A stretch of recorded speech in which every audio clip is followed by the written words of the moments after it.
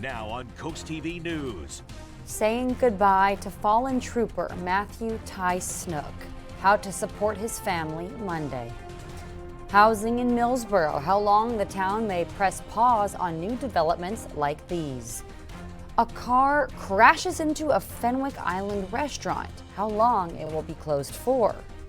The chill is still hanging in the air at this particular hour, but guess what? An unusually warming trend will kick in for the entire work week. This is CoastTV News at 11. Honoring Corporal Snook. How Delaware is coming together in a matter of hours for the fallen hero. Good evening. I'm Madeline Overturf. Thank you for staying up with us after Sunday night football. In just a few hours, Corporal Matthew Ty Snook will be laid to rest. A celebration of life is at the Bob Carpenter Center at the University of Delaware in Newark. Visitation is 9 to 12. State police say the service will be live streamed on their YouTube channel starting around noon. The memorial service is expected to start at 1. Police ask drivers to expect delays. There's a temporary closure of I-95 southbound that starts around 6:30 a.m. near the mall for a law enforcement convoy. Delaware State Police say the State Bureau of Identification offices, they will be closed tomorrow as the agency is at the celebration of life. SBI offices handle fingerprinting, background checks, and other police-related services. DSP says those offices will reopen with normal hours Tuesday, January 6th. If you're not familiar, Corporal Matthew Ty Snook was killed Tuesday, December 23rd, while working overtime at the DMV, just before he was supposed to take vacation, according to his obituary. In his final moments, Snook remained a hero. After being shot from behind, Corporal Snook stood, gave instructions, and pushed others out of harm's way. Police say the shooter only shot at Corporal Snook in the DMV and then waited for responding officers before firing at them. The shooter was killed in the crossfire. Support continues for the Snook family. The corporal leaves behind a wife and a 1-year-old daughter. After a successful event in Newark Saturday, the Blue Line Network says it's considering future memorial sticker events. These would be in Kent and Sussex counties, and just like in Newark, drivers could get a sticker for the fallen trooper. Organizers say they are ordering more, and those stickers are only distributed at special events. Back the Blue is donation-based. All the money goes to the Snook family. Organizers say they plan to provide more details soon. We have full details on the funeral and ways that you can pay respect right now on CoastTV.com. Fenwick Island and Ocean City will see big bridge repairs on Monday. Coast TV News reporter Kevin Zappe shows us the scope of the projects and what drivers think. The Lighthouse Road Bridge near Fenwick Island and the Route 50 Bridge into Ocean City will both see work beginning Monday. And while some drivers say the timing makes sense, this time of the year, the winter, is the best time to do it. Others say one project will create challenges. It will cause some conflict for my commute. According to the Maryland State Highway Administration, the Route 50 bridge will have a total lane closure between January 20th and February 3rd, with occasional lane closures before and after that period. Crews will replace the nose lock assembly and make repairs to the floor beams, which requires the movable section of the bridge to remain in its upright position. Officials say the repairs are needed to keep the 84-year-old bridge in good working condition. Kristen Friedman takes Route 50 into West Ocean City 4 days a week for work. She says a drive that usually takes 5 minutes will now take more than 40 minutes using the detour. Still, she says the delay is worth it. For us, it's going to be better if the bridge is all taken care of and shored up and great for all the commuters. Work will also begin Monday on the Lighthouse Road Bridge in Fenwick Island. DelDOT says most of the activity between January 5th and April 30th will focus on preparation for a future bridge replacement. And officials expect to keep both lanes of traffic open with little actual work on the current structure during this time. DelDOT's plan includes a 484-foot bridge that will be wider and feature a shared-use bike lane for pedestrians and cyclists. David Lawrence says the addition of a bike lane is important for safety. It's quite dangerous because you never really see people till you get over the hill. whether they're coming in the other direction. To have a lane for bikers, I think, would be hugely important. With work on both bridges getting underway, drivers may see changes to their normal commutes in the coming weeks. I'm Kevin Zappé, Ocean City, Coast TV News. Again, that total closure on Route 50 is not till January 20th, but when that happens, drivers will be sent up Route 113, across Route 90, then back on Coastal Highway into Ocean City. New tonight, the crab cake factory, Bayside in Fenwick Island, is closed until further notice. You can see why. It's because a car crashed into the restaurant Sunday afternoon. According to fire logs, it happened around 1:30 p.m. Good news, the restaurant says only minor injuries reported. And Saturday in Georgetown, a truck crashed into a utility pole. This was near East Trap Pond Road and Dusty Road. According to Georgetown firefighters, the impact brought power lines down across the roadway. Fortunately, no one hurt. Millsboro, it's growing. We all know that, right? But some there want to tap the brakes. Coast TV News reporter Nicole Richter shows us how leaders in Millsboro are considering slowing down new development as soon as Monday night. Millsboro is building, and Millsboro is growing. And for some people, that growth is happening too fast. It's just really crazy right now. Town leaders are now considering a 6-month pause on new development applications, calling it a chance to slow down and reassess the town's future. I think a pause in construction right now would be the best thing for everyone involved. I don't think we have the infrastructure here to support the continued development that is occurring constantly. The rapid growth is already impacting daily life. With all the development, it affects where you get in and out of and how you get around. Other people say they're even more concerned. One person we spoke with off camera says they are considering moving out of Delaware altogether, saying new developments are ruining the state's rural character. Still, supporters of the proposal say the pause could help Millsboro grow more responsibly, making sure infrastructure, traffic, and services can keep up. Planning is everything, but nothing ever goes according to plan, so step back, look at it, and see what it is. The proposal is expected to go before Town Council next week, as yet another town on Delmarva battles over the benefits and bloat of growth. From traffic concerns to rapid development, the impacts are already being felt here in Millsboro. And on January 5th, the Town Council will decide on whether to pause or to continue the new development applications. In Millsboro, I'm Nicole Richter, Coast TV News.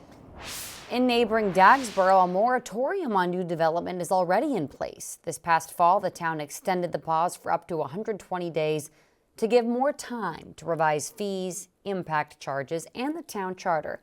This after strong feedback from local builders who said proposed fee hikes could hurt business. Dagsboro's mayor says the council expects to finish the updates before the moratorium expires, and projects already approved will not be affected. On Monday, the Ocean City Council will discuss different options on what can be done with short-term rentals, specifically in residential areas and mobile home neighborhoods. Some ideas they have are phasing out, freezing, or capping the amount of business licenses. Phasing out would eventually eliminate short-term rentals in these areas by ending licenses when properties are sold or not renewed. A freeze would lock in the current number of licenses with no new ones issued, and a cap would allow a limited number of additional licenses, something one homeowner believes is a fair compromise. Short-term renters do cause problems at times, right? But I think capping it is a happy medium, and I think that would appease both sides and both parties. The council meets Monday evening there in Ocean City. But Monday morning here on Coast TV News, tune in for a look at fast food expanding on the coast, what's going in some empty lots. And then coming up Monday evening, changes in Rehoboth Beach. Some terms the nation's summer capital seeks to tweak and why. Be sure to tune in to Coast TV News. And speaking of Monday, as soon as we get past Monday, we're going to expect some unusually warm weather. Stick around. And it's not just language, but adjustments to Rehoboth Beach government operations. What's happening as soon as Monday? That story next. The good news is we're not concerned about precipitation so much so for this week. Maybe after we get past a little skirmish with a couple of flurries Monday. But the main feature that we have to be mindful of is, hey, we're going to start getting unusually warmer this week. Now, we're not talking going out on the beach tank top warm, but warmer than usual for this time of the year. Let me show you what I'm talking about. So in Rehoboth right now, we're holding just below freezing at this point, and the winds right now are pushing out of the north about, let's say, 4 miles per hour, relatively light. But temperatures right now are on the cool side, so we're still feeling every bit of January you could ever want in 2026. By the way, welcome back to work. On your way back to work, some folks are going to be going back to work for the first time on Monday. Well, welcome back, Carter. Okay, we're at 27 right now in Seaford as well as Millsboro. We're at 27 degrees right now in Long Neck. Now, we're trending a little cool for right now, but remember, the plot twist is that we're going to get warmer. We're going to get there. Just give me a second. We're a couple of degrees to 4 degrees cooler now. Now, we've had some gusty winds. They're no longer a concern for us. All the small craft advisories have been allowed to expire. High pressure is control of our weather right now. And typically with high pressure, we're talking about tranquil weather conditions, not much in the way of precipitation forming. Now, we have an ever so slight anomaly that might try to slide through on Monday. You see, at 8 o'clock, we have this small little patch of precipitation that may make its way along Eastern and Elliott. Now, I say may because this model picks up anomalies pretty quickly, and it's one of our more detailed short-term models. And so as I kind of go through the timeline here, it says that it flashes across Sussex County for just a moment, and then it moves out of the way. It scurries out of the way quickly. So we may catch a little renegade flurry briefly for Monday mid-morning around, let's say, 9:30 to 11:30, right in that time frame. Other than that, we're going to stay pretty much cloudy, and then we'll begin to clear out. Now, as far as the next dozen hours, we're looking for temperatures in the 20s, pretty uniformly, but a mixture of cloud cover. Temperature trends are going to be the big story for this week. See, when you take a look at our temperature trends, I'm going to go on the other side, you get a better look. The more blues you see, that means the temperatures are below the norm. The more reds, above. Now, we have a whole bunch of blues and just a few reds. Well, that's going to flip-flop starting this week because we're expecting warmer conditions. Now, part of this is due to the winds coming out of the south. That helps to usher in a little more thermodynamic or heat energy. Now, when that combined with it happening on Monday and Tuesday, we kind of add we pad the bets in favor of our warming up nicely. Just for reference, 39 is the normal high. All right. So what are we expecting? Excuse me, 43 is the normal high. 46, pardon me. I'm having one of those moments, senior moments. Anyway, 43 for the high for Georgetown. I'm getting ahead of myself. And we're looking for 43 for Cambridge, as well as 46 actually in Pocomoke City. You see, we start off Monday clearly chilly, but we go into the 40s. Tuesday, we go into the 50s, actually, and then we escalate even higher than that after that. And our chances of rain stay diminished till we get to, let's say, Friday going into Saturday, and really Saturday's our main day. Take a look at your 7-day forecast real quick, and keep in mind, we're looking at pretty normal stuff on Monday. We go up to 51 on Tuesday. That's above the norm, and we stay above the norm and even reach to near 60 going into Saturday. Thank you, Paul. Starting Monday, city leaders will be able to introduce and vote on topics in the same meeting in Rehoboth. The mayor says not with everything, though, just simpler topics like construction contracts or committee appointments. The mayor says everything up for a vote will be listed as such on the agenda. Some people worry, though, it could limit public opinion. Starting Monday, January 5th, the main beach boardwalk at the McBride Bathhouse in Cape Henlopen State Park is closing for repairs. That closure is from both the parking lot and the beach side, but the good news, the beach is still open itself. You just get there using the north or south main beach access points, along with The Point, Point Comfort, Fort Miles, and Herring Point. Still to come on Coast TV News, protesters in Salisbury, why they're opposed to actions in Venezuela, next. Protesters in Salisbury making their voices heard against the U.S. seizing Venezuela's President Nicolas Maduro. Protesters were demanding for the U.S. to respect Venezuela's sovereignty and questioned the motives behind the capture. We have this weird belief that they have oil that belongs to us, which is nonsense. And this is what they're protesting, the Venezuelan leader and his wife in custody. They'll be in court Monday morning. Jen Sullivan reports on the next steps for the South American country and reaction from Capitol Hill. The deposed president of Venezuela, Nicolas Maduro, now a prisoner of the United States. Maduro and his wife, Celia Flores, were captured by U.S. forces overnight Saturday following intense missile strikes in the country's capital city of Caracas. Maduro and his wife, both indicted, gave up and were taken into custody. Venezuela's ousted leader, now behind bars at the Metropolitan Detention Center in New York City, where he faces multiple drug and weapons charges, including narco-terrorism conspiracy and conspiracy to possess machine guns and destructive devices against the United States. Maduro has denied being involved in drug trafficking. Maduro's capture now raising many questions about who is now in charge of Venezuela. We're going to run the country until such time as we can do a safe, proper, and judicious transition. On NBC's Meet the Press, U.S. Secretary of State Marco Rubio saying a regime change is the goal. The goal of the policy is to see changes in Venezuela that are beneficial to the United States, first and foremost, because that's who we work for, but also, we believe, beneficial for the people of Venezuela. While Maduro was seen by many as an authoritarian leader who violated human rights, the action to capture him and his wife has raised serious concerns about the U.S. violating international law. Maduro could in fact be a bad actor, but there is a process that needs to be played. Meanwhile, congressional Democrats are raising concerns about the nature of U.S. actions in Venezuela and claim that the Trump administration bypassed Congress. Only Congress has the power to declare war. The Trump administration says nothing they've done so far has required congressional approval. I'm Jen Sullivan reporting.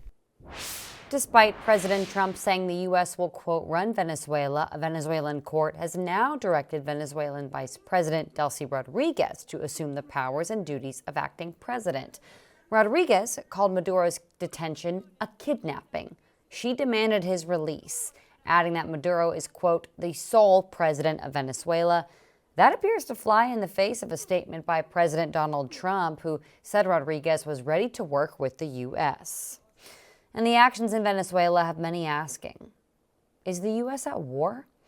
Secretary of State Marco Rubio says no.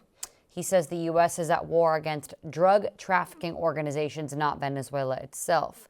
According to Rubio, there are no U.S. forces on the ground in Venezuela. Senator Chuck Schumer, the minority leader, says the War Powers Act will come to the floor this week, and if Congress votes on the act, Schumer says the president can't do another thing in Venezuela without the okay of Congress. All this brings us to our CoastTV poll tonight. We want to know, how do you think actions in Venezuela will affect the U.S. image abroad? Take a look at the results so far on your screen. You can see everything's got a little bit of the vote. This has really varied as the night has gone on, and we have gotten a lot of comments on this. We actually have one from Jerry in Millsboro who says the incursion and abduction were unconstitutional and a violation of the UN Charter, which the U.S. is a signatory. If you haven't voted yet, you still can do this. We'll keep this poll running overnight, coasttv.com or our mobile app. After the break here on Coast TV News, de-decorating Christmas, where you can safely dispose of your tree. And later, fewer people drinking wine. 5 reasons why doctors say dry January is a good idea. That story on Coast TV News.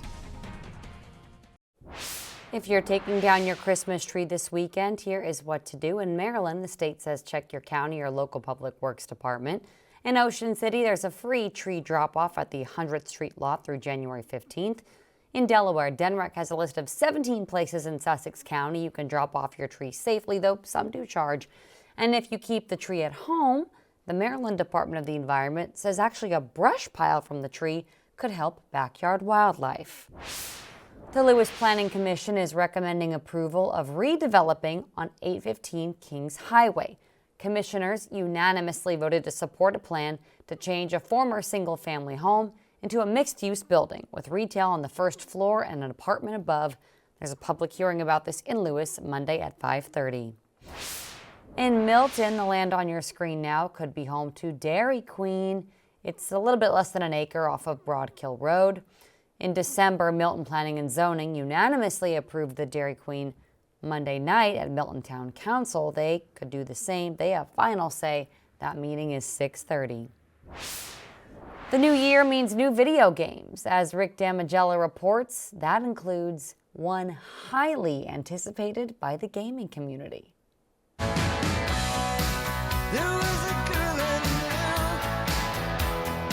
Grand Theft Auto 6 is arguably the most anticipated video game currently scheduled to release this year. But video game expert Victor Lucas of the Electric Playground says these games are also high on his must-play list.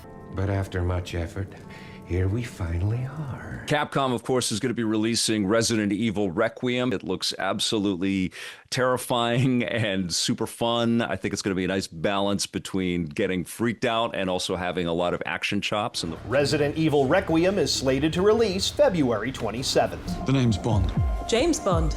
James Bond's new game, 007 First Light, where we play as a younger James Bond, and you have to earn the number. Bond is back in action May 27th. Let's get to work. Lego Batman Legacy of the Dark Knight from TT Games.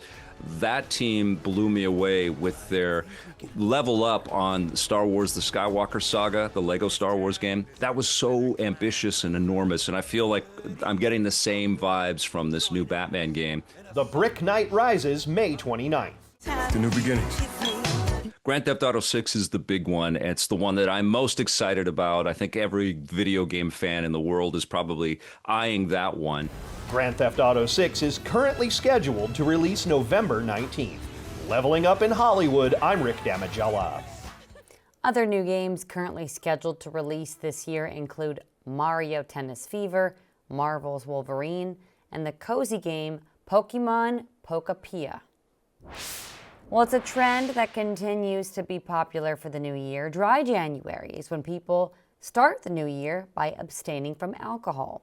In tonight's Health Minute, Mandy Gaither has more on the big health benefits of participating.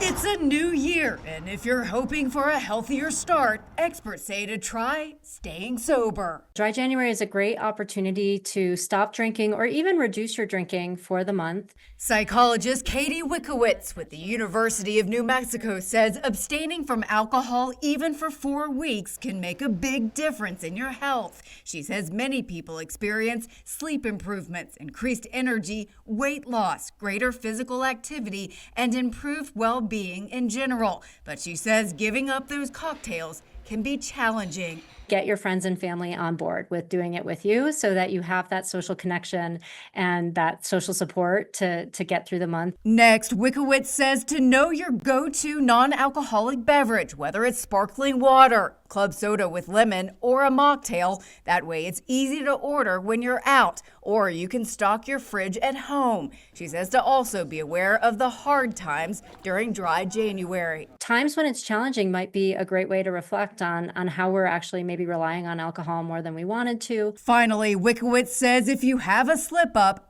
don't let it derail you. If you're trying Dry January and you experience a time of drinking, it's totally fine to just start it back up again. For Health Minute, I'm Mandy Gaither.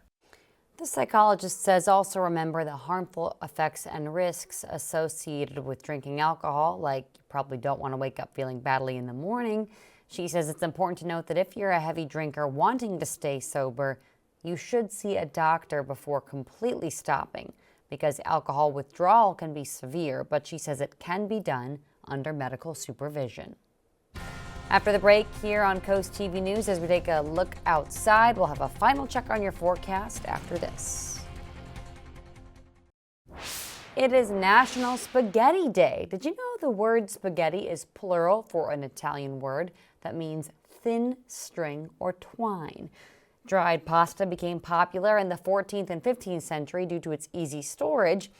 I didn't know this till today. People stored the dried pasta in ships when exploring the New World. American restaurants started offering spaghetti around the end of the 19th century, and it's something Paul and I have in common, loving spaghetti. Love it to death. In fact, that makes sense because you get a lot of carbs and you need that while you're in the ocean. So actually, that makes a lot of nutritional sense. That's all right. But I love spaghetti. And lasagna, if somebody makes a vegan lasagna, let your boy know. That's all I'm saying. Really good. Okay, anyway, back to the forecast. 27 degrees right now for us in Milford. We're on the cool side, but we're going to warm up gradually throughout the work week. Now we're looking at Monday 46, 53, then we'll go up to 57 degrees. By the time we get to Wednesday, we'll see increasing sunshine by then. Cloud cover is going to thicken for us in Assateague as well, but we'll go from 46 to 53. Now, as far as Ocean City is concerned, a couple of days of overcast cloud cover, a bit on the gray side to start off the week, and then by Tuesday. But by Wednesday, we'll warm to about 53 thanks to an abundance of sunshine, and we'll warm at 57 degrees thanks to that additional sunshine, Fenwick Island. Now, Monday, we're going to be pretty close to the norm for this time of the year, but then we will go beyond that Tuesday, Wednesday, and we'll stay above the norm after that. Then on Lewis, as well as Rehoboth, we're going to start off at 43 degrees, both locations. A little bit warmer in Lewis at 53, but still cloudy in both locations on Tuesday. Then Wednesday, we just peel the top off of that thing, and we enjoyed lots of sunshine, abundance thereof in Rehoboth, 53, 57 actually in Lewis. And after that, we get even warmer than that. By the way, if you want to catch up what's happening with your forecast, you can call our weather line. The number to call is 443-880-9100. Your forecast is just a call away, sponsored by the law offices of Brugstead, Mandalis, and Federico. And then finally, here's a look at your exclusive 10-day forecast. Let's take a look at this. 44 for Monday, and some sunshine, but cloud cover is going to thicken for us pretty quickly. Tuesday, we're looking for cloud cover staying a bit thick, but Wednesday, it's looking much warmer, 56, 54, 57. Then we'll ping it all the way up to 60 degrees by Saturday with a chance of scattered showers by then. Paul, thank you, and thank you for staying up with us here for Coast TV News after Sunday Night Football. For more news and local weather, you can download our Coast TV News app. We'll see you in just a few hours if you're up. Coast TV News today starts at 5. Have a great night.